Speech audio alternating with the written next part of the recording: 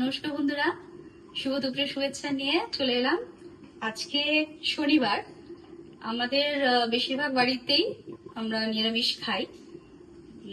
বিভিন্ন রকমের ভেজ তরকারি তো হয়, তবে তার সাথে যদি একটু মুচমুচে বেগুনি ভাজা হয় একদম দোকানের মতন, তাহলে তো জমে যাবে খাবারটা।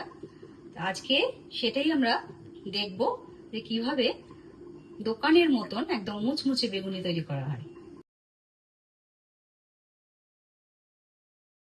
প্রথম যে ইনগ্রেডিয়েন্টসটাই লাগে সেটাই হচ্ছে বেসন নিয়ে নিচ্ছি। খুব বেশি কিছু লাগে না। দিয়ে দেবো একটু কালো জিরে, সামান্যই একটু নুন হলুদ, এতে কালারটাও আসে আর টেস্টটা ঠিকঠাক থাকার মতন সামান্যই। আর আমি এর সাথে দিয়ে দিই একটু পোস্ত, টেস্ট ভালো হয়।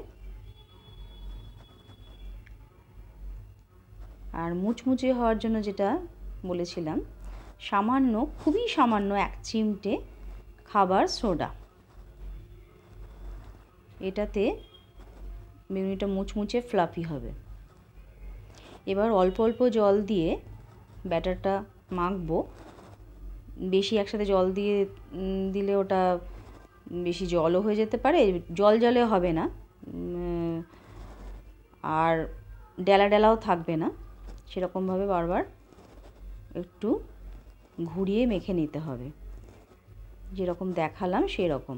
আর বেগুনগুলো খুব পাতলা করে কেটে নিতে হবে, না হলে বেশি মোটা যদি হয়ে যায় তাহলে বেগুনের ভেতরে বেগুনগুলো সিদ্ধ হবে না।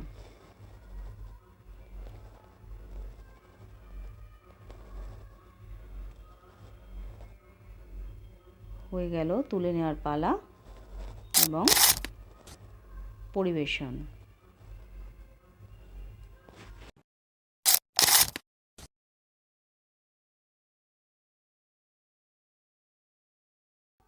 কেমন লাগলো আজকের রেসিপি অবশ্যই মন্তব্য করে জানাবেন।